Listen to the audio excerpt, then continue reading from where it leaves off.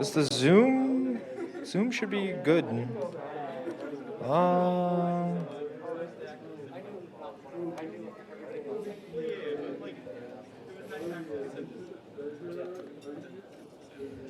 there we go. Okay. All right. Hello, everyone. We will be starting the research section. Oops. Thank you. Could win a free console. Thank you. All right, hello everyone. Welcome to the research section for RIT this meeting, and let's get started. We're going to be starting. Hello. Can you sit down, please? Thank you. Okay, let's get started. So, of course, gonna have to advertise presentations. So if you're interested in presenting, sign up at presentations.ritsec.club. We also have free swag based on the number of presentations you give. So here's the table. At 20, you get a USB rubber ducky. Very nice. A couple of announcements. So the usual, if you have not signed in, join the Discord, check the calendar, the mailing list, which has the updates for all of our activities, as well as our interest groups, and feedback form. If you'd like to fill that out, please do so. The hackathon. So the hackathon we will be having next weekend on Saturday, February 19th at 10 a.m. It's from 10 a.m. to 10 p.m. roughly. So what we will be doing is resume reviews, maybe a coding talk or two. We will also have the WeSys CTF. I highly, highly recommend for those of you who have not participated in a CTF before.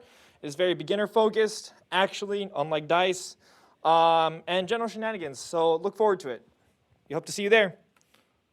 WeSys CTF as well. It'll be a 3-day event from February 18th to 20. Sign up, make an account at WeSys, tag ctf.ritsec.club. Very good stuff. ISTS White Team signups. Today is the last day to sign up for White Team. Please do so now if you haven't already and are very interested in doing so. RITSec CTF, if you'd like to make challenges, they're due March 19th. You can sign up at any of the links below /QR codes. Is there any way to get rid of this thing? Oh, well. Double click.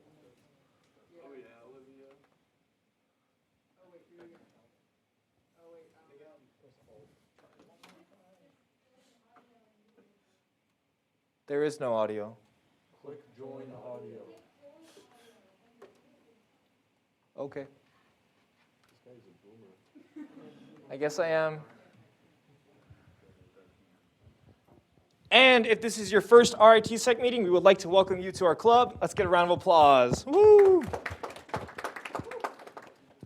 And clap it up for our sponsors again. Woo! Yes, it is turned off. Please follow our social media from our lovely social media head, Claire. We got Instagram, Facebook, and Twitter.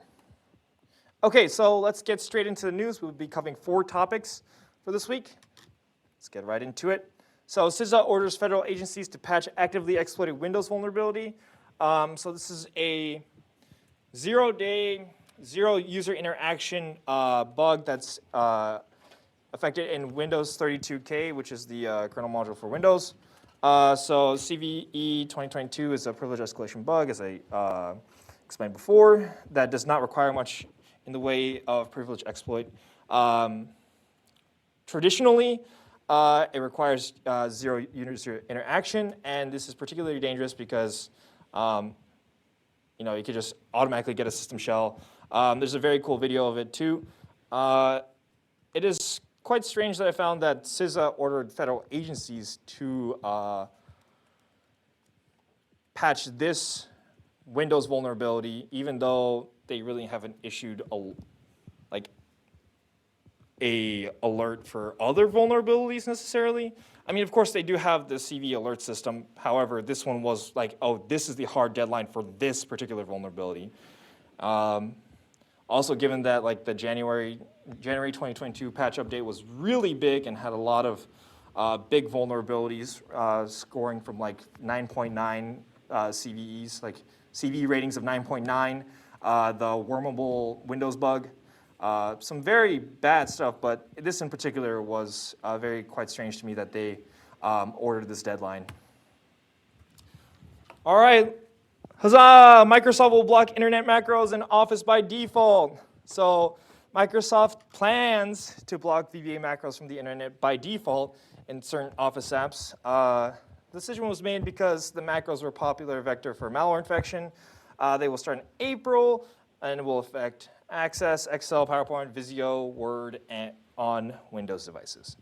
So you guys know Office macros, very popular, very widely known initial access vector for a lot of malware and how they spread. So this is a step forward that we're continuing to see from Microsoft to kind of secure their operating system. There has been also some other news regarding the password exfil. I don't remember LSAS. I don't quite remember. There's some news about Microsoft disabling that password exfiltration from the operating system. I don't particularly remember from where, but this is a good step for Microsoft. Is trying to secure their systems, even though they have some features that are inherently insecure and are very loud. Path traversal flaw was found in Argo CD. So this is a continuous delivery system used mostly in Kubernetes. Researchers from Apiro discovered a supply chain zero-day vulnerability, yada, yada, yada. So it's an open source CD pipeline that allowed arbitrary,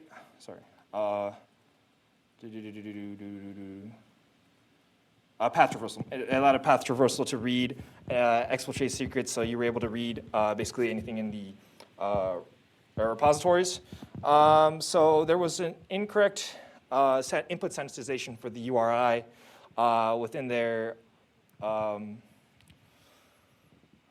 execution. So a big thing to kind of keep in mind in here is that you got to make sure where you're sanitizing your input, because for this particular exploit, it was found that they were sanitizing input from the file, but not the URI. So again, you got to kind of think about that. Even in CTF challenges, this is a very common thing where you have input sanitization, but you can exploit it in some way. And we can see here in the wild, there's an example as well.